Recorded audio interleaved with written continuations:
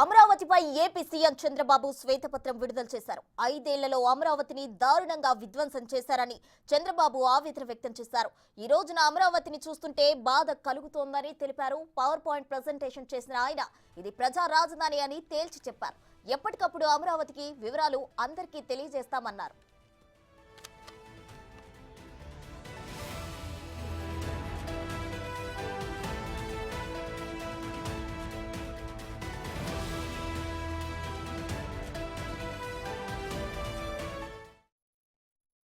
మానిటైజేషన్కి 8,274 ఎకరాలు గవర్నమెంట్ పెట్టుకుంటే అన్ని డెవలప్ చేస్తూ ఉంటే దీనికి విలువ పెరుగుతుంది, ట్యాక్సెస్ వస్తాయి, ట్యాక్సెస్ గవర్నమెంట్కి వస్తాయి.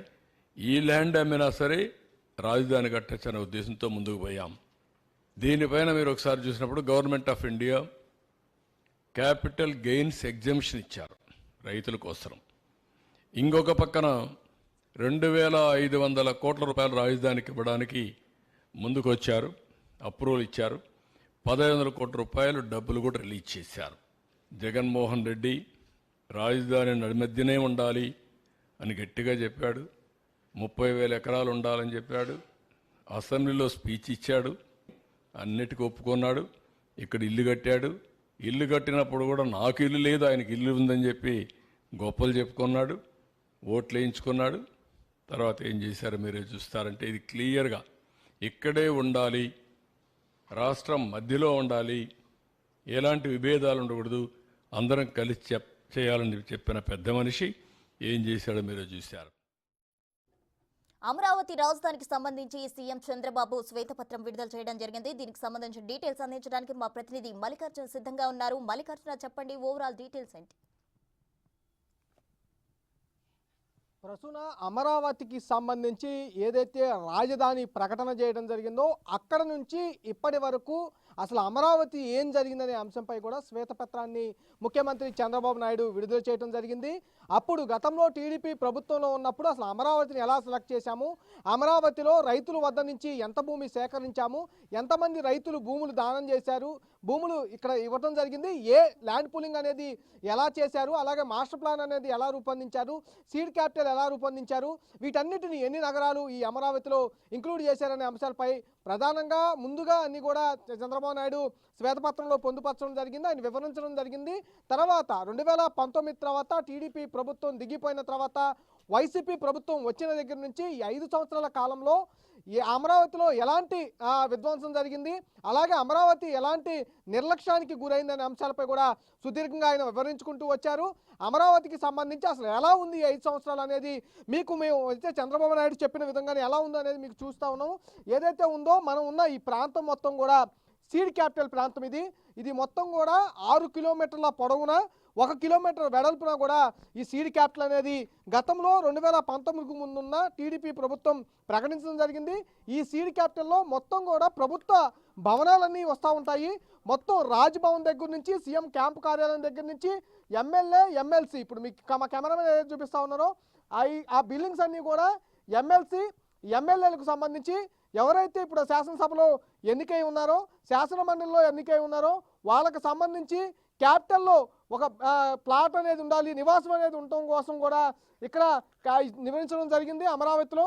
వాటికి సంబంధించిన బిల్డింగ్లు 2019కు ముందు జగన్ ప్రభుత్వం రాకముందు అంతవరకు నిర్మాణమైన 90% నిర్మాణమైన బిల్డింగ్స్ వీటిని కూడా శ్వేతపత్రంలో పొందుపరచడం జరిగింది. ఈ బిల్డింగ్స్తో పాటు ఇవన్నీ కూడా ఏదైతే ఉన్నాయో 6 కిలోమీటర్ వెడల్పులో ఏదైతే ఉన్నాయో ఈ బిల్డింగ్స్ మొత్తం కూడా నిర్మించడానికి ఇక్కడ ఆల్ ఇండియా సర్వీస్కు సంబంధించిన బిల్డింగ్స్ అన్నీ కూడా అప్పుడు 2019కి ముందు 90% బిల్డింగ్స్ అనేవి నిర్మించడం జరిగింది.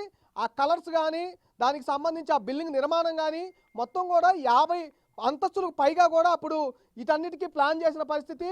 ముందుగా 12 అంతస్తుల మేర కూడా బిల్డింగ్లు అనేది నిర్మాణం చేయాలని నిర్ణయం తీసుకున్నారు. ఆ బిల్డింగ్కి సంబంధించి ఏదైతే ఆల్ ఇండియా సర్వీసులు అధికారులు ఎవరైతే ఉంటారో వాళ్ళకు సంబంధించి నిర్మాణం చేసిన బిల్డింగ్స్ అవి.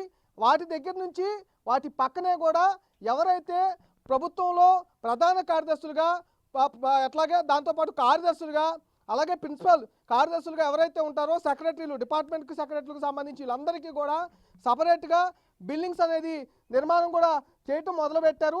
అవన్నీ కూడా ఇప్పుడు అవన్నీ కూడా 2019 ముందు ఈ పరిస్థితిలో ఏదైతే మనకు కనిపిస్తున్న కంప చెట్లు కానీ ఆగిపోయిన బిల్డింగ్స్ కానీ వీటన్నిటిని కూడా అప్పటి నుంచి ఇలాగే ఈ 5 సంవత్సరాల పాటు ఉండిపోయిన పరిస్థితి ఉంది. ఇవి మొత్తం కూడా శ్వేతపత్రంలో పొందుపరిచిన పరిస్థితి కూడా ఉంది. ఇవన్నీ కంప చెట్లు మొత్తం కూడా నిర్లక్ష్యానికి గురవటం, బిల్డింగ్లన్నీ నిర్లక్ష్యానికి గురవటం, అలాగే ఈ ఆగిపోయిన మధ్యలో ఏదైతే ఫౌండేషన్ వరకు వచ్చి కూడా పూర్తిగా ఆపేసిన బిల్డింగుల చుట్టూ కూడా కంప చెట్లతో పాటు చెత్త అనేది పేరుకుపోయి పూర్తిగా రాజధాని మొత్తం ఒక చిట్టడివిలా తలపించే విధంగా ఇప్పుడు ఈ ప్రాంతం మొత్తం కూడా కనపడుతుంది. ఈ ప్రాంతం అంతా కూడా ఏదైతే సీడ్ క్యాపిటల్, కోర్ క్యాపిటల్గా చెప్తా ఉన్నారో ముఖ్యమంత్రి చంద్రబాబు నాయుడు, ఆ క్యాపిటల్కు సంబంధించిన మొత్తం ఈ ఏరియా మొత్తం కూడా పూర్తిగా కంప చెట్లతో పేరుపోయిన పరిస్థితి కూడా కనిపిస్తూ ఉంది. అన్ని విషయాలని 5 సంవత్సరాలలో జగన్మోహన్ రెడ్డి అమరావతిని ఏ విధంగా నిర్లక్ష్యం చేశాడు అనే దానికి ఉదాహరణగా ఈరోజు శ్వేతపత్రంలో కూడా వీటన్నిటినీ అక్కడ ముఖ్యమంత్రి చంద్రబాబు నాయుడు సచివాలయంలో శ్వేతపత్రంలో పొందుపరిచి మరి వివరించడం జరిగింది. వీటన్నిటిని స్వయంగా మనం చూసుకుంటే అన్నీ కూడా బిల్డింగ్స్ అనేవి నిర్లక్ష్యానికి గురవటం వల్ల మొత్తం ఆ రాడ్స్ కానీ ఆ నిర్మాణంలో అయిపోయిన ఇవన్నీ కూడా కంప చెట్లు పేరుకుపోయి పూర్తిగా ఇవన్నిటిని అప్పుడు పాడైపోయిన పరిస్థితి కూడా కనిపిస్తూ ఉంది. ఈ బిల్డింగుల పైకి సంబంధించి కూడా ఎక్కడైతే అమరావతి ఆగిపోయిందో అక్కడి నుంచే మళ్ళీ మొదలు పెడతామంటూ కూడా ఇటు చంద్రబాబు నాయుడు మీ శ్వేతపత్రంలో కూడా పొందుపరచడం జరిగింది. దాంతోపాటు అమరావతిని కాపాడుకోవడానికి రైతులు ఆందోళన చేసిన విధానం కానీ వాళ్ళు మెచ్చుకుంటూనే అలాగే ప్రభుత్వం వారిని ఏ విధంగా ఇబ్బంది పెట్టింది అనే విషయాలను కూడా శ్వేతపత్రం ద్వారా ఇటు చంద్రబాబు నాయుడు చెప్పడం జరిగింది. ఈ మొత్తం ప్రాంతం అన్నింటిని కూడా మరొక 4 రోజుల్లో నుంచి 4 నెల రోజుల్లోనే ఈ చెట్లు కంప చెట్లు మొత్తం కూడా క్లీన్ చేయించాలని, వర్క్స్ అనేది స్టార్ట్ చేయాలని, నిన్నటి నుంచే వర్క్స్ అనేది స్టార్ట్ చేయాలని అనుకుంటా ఉన్నాము.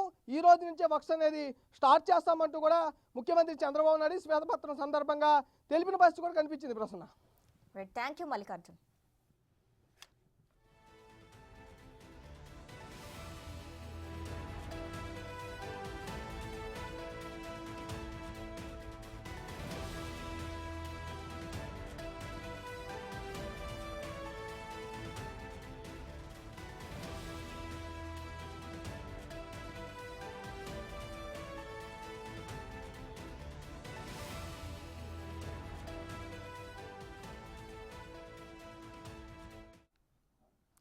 అమరావతిపై ఏపీ సీఎం చంద్రబాబు శ్వేతపత్రం విడుదల చేశారు. 5 ఏళ్లలో అమరావతిని దారుణంగా విధ్వంసం చేశారని చంద్రబాబు ఆవేదన వ్యక్తం చేశారు.